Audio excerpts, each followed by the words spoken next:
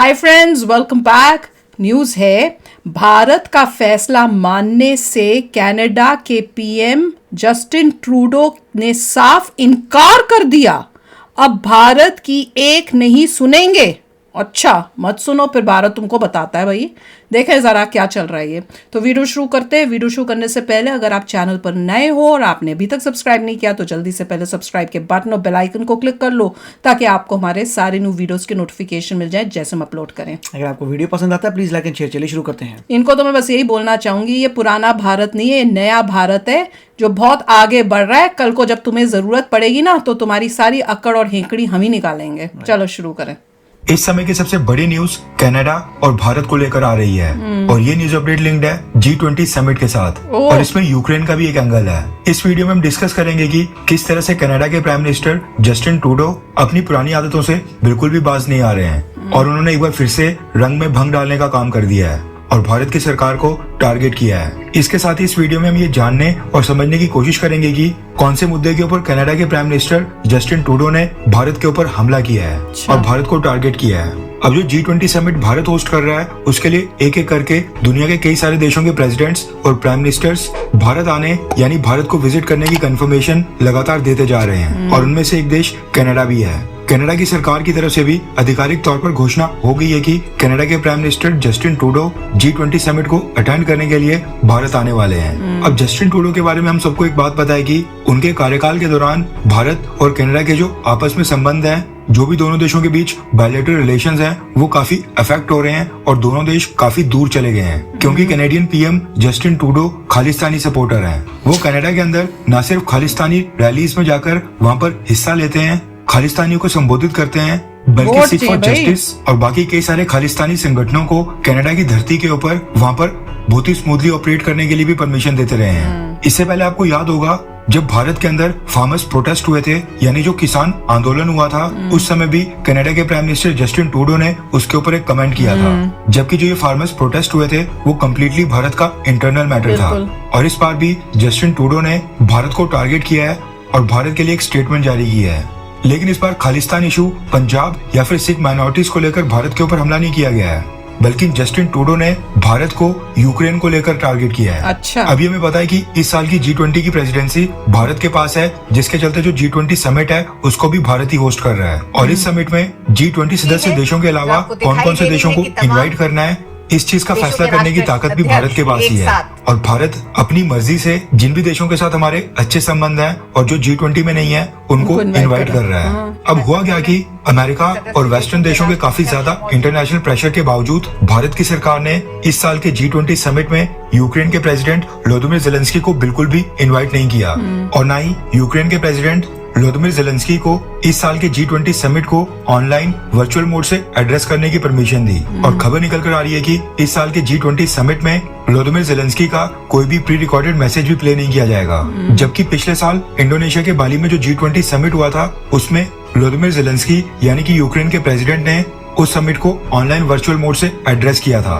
अब क्योंकि भारत ने यूक्रेन को इन्वाइट नहीं किया है और G20 समिट को व्लादिमीर ज़ेलेंस्की को संबोधित करने की परमिशन नहीं दी है, इसको लेकर कनाडा भारत से काफी नाराज हो गया है और कनाडा के प्राइम मिनिस्टर जस्टिन ट्रूडो ने इसको लेकर एक स्टेटमेंट जारी की है। रेफरेंस के लिए आपकी स्क्रीन के ऊपर इंडिया टुडे के आर्टिकल का स्क्रीनशॉट भी है। दरअसल कनाडा के प्राइम मिनिस्टर जस्टिन ट्रूडो ने एक स्टेटमेंट में कहा है कि वो G20 को अटेंड करने के लिए भारत आएंगे, लेकिन वो इस बात से काफी डिसअपॉइंटेड यानी कि काफी निराश हैं कि यूक्रेन को इस साल भारत ने G20 में इंक्लूड नहीं किया है। और ये बहुत ही दुख की बात है कि यूक्रेन को भारत ने आमंत्रित नहीं किया है। दरअसल खबर निकल कर आ रही है कि जस्टिन ट्रूडो ने यूक्रेन के प्रेसिडेंट व्लादिमीर ज़ेलेंस्की को एक टेलीफोन कॉल की थी और उसी टेलीफोन कॉल के दौरान जस्टिन ट्रूडो ने व्लादिमीर ज़ेलेंस्की से वादा किया है कि इस साल के G20 समिट में वॉर को लेकर यूक्रेन के जो भी कंसर्न्स हैं उनको कनाडा अटेंशन दिलाने की कोशिश करेगा ताकि पूरी दुनिया यूक्रेन का साथ दे और यूक्रेन के साथ खड़े हो। और जो यूक्रेन को इन्वाइट ना करने के कारण यूक्रेन की कमी होगी, कनाडा की सरकार यानी कि कनाडा के प्राइम मिनिस्टर जस्टिन ट्रूडो उसको भी पूरा करने की कोशिश करेंगे।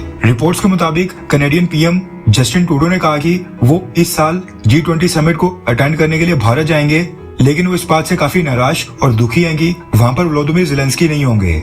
इसके साथ ही उन्होंने यूक्रेन के प्रेसिडेंट व्लादिमीर ज़ेलेंस्की के साथ फोन कॉल के ऊपर एक वादा किया कि भारत जाकर यानी G20 समिट को संबोधित करते हुए वो यूक्रेन का पक्ष रखेंगे और इस चीज को सुनिश्चित करेंगे कि पूरी दुनिया यूक्रेन के साथ खड़ी रहे। इसका मतलब है कि भारत के यूक्रेन को ना इनवाइट करने के कारण, यानी कि व्लादिमीर ज़ेलेंस्की के भारत ना आने के कारण कनाडा के प्राइम मिनिस्टर जस्टिन ट्रूडो काफी ज्यादा नाराज हैं और इस चीज की कमी को पूरा करने के लिए G20 समिट में वो यूक्रेन के पक्ष में अपनी बातें रखेंगे। अब होता क्या है कि G20 समिट के दौरान जो भी G20 की मेंबर कंट्रीज होती हैं, उनके लीडर्स इस समिट को संबोधित करते हैं और वन बाय वन सभी लीडर्स की एक स्पीच होती है। खबर निकल कर आ रही है कि G20 समिट में जब कनाडा के प्राइम मिनिस्टर जस्टिन ट्रूडो की बोलने की बारी आएगी, उस दौरान वो यूक्रेन के मुद्दे को भी अपनी स्पीच में शामिल करेंगे। अब अगर देखा जाए तो भारत ने ऑलरेडी क्लियर कर दिया है कि G20 एक इकोनॉमिक फोरम है जहां पर ग्लोबल इकोनॉमी और international financial stability, climate change और सस्टेनेबल डेवलपमेंट को लेकर मेजर इश्यूज के ऊपर चर्चा होती है। इवन जो भारत के G20 में शेरपा हैं, उन्होंने भी हाल ही में एक स्टेटमेंट दी थी जिनमें उन्होंने कहा था कि रशिया और यूक्रेन के बीच का जो वॉर चल रहा है वो पूरी तरह एक जियोपॉलिटिकल मुद्दा है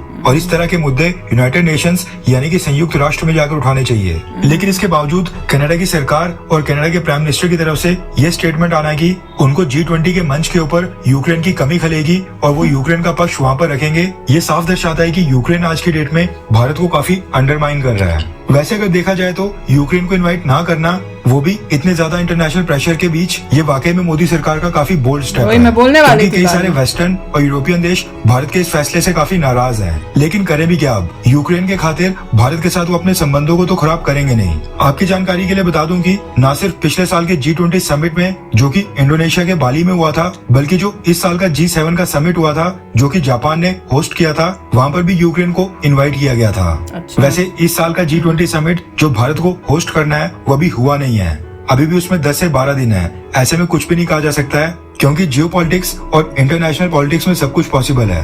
वैसे आपको क्या लगता है कि क्या भारत को अमेरिका, कनाडा, यूके और ये जितने भी यूरोपियन और वेस्टर्न देश हैं, इनके साथ अपने संबंधों को और भी मजबूत बनाने के लिए यूक्रेन के प्रेसिडेंट व्लादिमीर ज़ेलेंस्की को G20 में इन्वाइट करना चाहिए, हाँ या फिर ना? नीचे कमेंट करके अपनी राय जरूर बताएं। भाई आप बताओ कि बुलाना चाहिए कि नहीं। मैं तो कहूंगी जो गवर्नमेंट को ठीक लगता है, मोदी जी और उनके जो ऑफिशियल्स हैं, जो बेस्ट है फॉर द कंट्री, उस हिसाब से सोचे। किसी के प्रेशर में आके नहीं करने की जरूरत। और वो दिखा दिया है मोदी जी ने और गवर्नमेंट ने कि भाई हम किसी के प्रेशर में आके नहीं करेंगे। जो मुद्दे होते हैं जिसके लिए G20 बना है उस हिसाब से हम चलेंगे। ये नहीं कि भैया वहां उसमें आप वॉर की बातें करो जबकि वो वॉर के लिए प्लेटफॉर्म है ही नहीं। तो आई थिंक बिल्कुल ठीक किया है। और अगर ये आ रहे हैं कनाडा से और बोल रहे हैं कि भैया मुझे बड़ी डिसअपॉइंटमेंट हो रही है कि ज़ेलेंस्की को नहीं बुलाया, ठीक है, तुम्हारी दोस्ती है, तुम्हें डिसअपॉइंटमेंट हो रही है। उन्होंने उस टाइप से कुछ इंडिया को बुरा या उस टाइप से नहीं किया, वो तो सीधा आप उसको बोल रहे हैं कि मैं डिसअपॉइंटेड हूं कि तुमको इन्वाइट नहीं किया, पर मैं तुम्हारा मुद्दे पे बातें करूंगा। अब तुम करना चाहते हो करो, कोई रोक तो सकता नहीं है, तुमने करनी है कर लो, पर इंपॉर्टेंस तो तुमको वैसे मिलने नहीं है। और अगर गवर्नमेंट को लगेगा, हमारी मोदी जी को लगेगा, गवर्नमेंट को लगेगा कि बुलाना चाहिए, तो दे कैन ऑलवेज चेंज और बुला सकते, अभी टाइम है। तो देखिए इंडिया जो है नॉन अलाइंड है। हाँ, अब अगर आप नॉर्मली इंडिया देखेगा, अगर नॉन अलाइंड कंट्री को देखते हो, उसे नजर आएगा कि एक कंट्री की दूसरी कंट्री से वॉर चल रही है। ना हम अलाइंड है रशिया के साथ, ना हम अलाइंड है यूएस के साथ, ना हम अलाइंड है यूक्रेन के साथ, हम किसी के साथ अलाइंड नहीं है। तो अगर दो लोग जिससे हम अलाइंड नहीं है वो वॉर करें तो उनका पर्सनल मैटर है, वो आपस में हैंडल करेंगे। अगर मान लीजिए यूक्रेन के साथ वेस्टर्न ब्लॉक है तो वो लोग कह सकते हैं कि हम लिंक्ड हैं वेस्टर्न से, यूक्रेन से हम लिंक्ड हैं, तो हमारी वॉर हो रही है रशिया से, ठीक है तुम लिंक्ड हो, हम नॉन अलाइंड हैं, हम अलाइंड नहीं हैं। अगर हम अलाइंड नहीं हैं और दो कंट्रीज की वॉर हो रही है, दोनों से हम अलाइंड नहीं है, तो हम उसको बुलाने का मतलब ही नहीं बनता। तो इसी हिसाब से गवर्नमेंट ने अभी किया, वो बात अलग है कि अगर और लोगों के फीडबैक से क्या होता है बाद में, मगर इंडिपेंडेंट सोच तो ये है कि I am not aligned. Exactly, ना मैं रशिया के साथ अलाइंड हूँ ना मैं उसके साथ अलाइंड हूँ, देयरफॉर मैं दोनों में से मतलब यूक्रेन को नहीं बुलाऊंगा क्योंकि वो अकॉर्डिंग टू द G20 वो उसमें फिट नहीं बैठते। बिल्कुल। तो मेरा तो ये सोचना है, अगर कोई अलाइंड होता जैसे कनाडा है, वेस्टर्न वर्ल्ड है, यूएसए, तो वो बुलाता ओके क्योंकि तुम अलाइंड हो। बिल्कुल वही मैं सोच रही हूँ। और इससे ये पता चलता है कितना इम्पोर्टेंट है हमें एज इंडिया और स्ट्रांग होना, इकोनॉमी हमारी स्ट्रांग होनी, रैंकिंग हमारी हायर होनी, क्योंकि जितना हम पावरफुल होंगे उतना ये जो बोलने का इनका जो तरीका है, इंडोनेशिया इतना स्ट्रांग नहीं था, उसको मैं वही बोलने वाली थी कि इंडोनेशिया स्ट्रांग नहीं था, वो उसको दबना पड़ा और बुलाना पड़ा। और हम स्ट्रांग हैं, तो इसीलिए कनाडा ने हमारे अगेंस्ट कुछ बोला नहीं, बस इनडायरेक्टली यही बोला है कि भैया मैं डिसअपॉइंटेड हूं, मतलब मैं निराश हूं कि आप जेलेंस्की को बोल रहे हैं कि मैं निराश हूं कि तुमको बुलाया नहीं है, पर मैं तुम्हारी बात करूंगा। इंडिया को कोई बुरा भला नहीं बोलने की हिम्मत हुई। और अगर हम और स्ट्रांग हो गए तो इस टाइप की स्टेटमेंट जो है, जो छोटी मोटी दी जा रही है कि मैं डिसअपॉइंटेड हूं, वो भी कोई नहीं बोलेगा, सब चुप होंगे। तो इससे पता चलता है कितना इंपॉर्टेंट है हमें और पावरफुल होना। तो चलो फ्रेंड्स, शेयर करना अपने थॉट्स। चलते हैं, मिलेंगे नेक्स्ट वीडियो में बहुत ही जल्द। Till then take care and bye bye. तो अगर आप मेरे इस चैनल पे नए हो तो जल्दी से सब्सक्राइब के बटन को हिट करो और बेल आइकन को क्लिक करो, ताकि आपको मेरा जब नया वीडियो मैं लगाऊं आपको उसके बारे में जल्दी से पता चल जाए।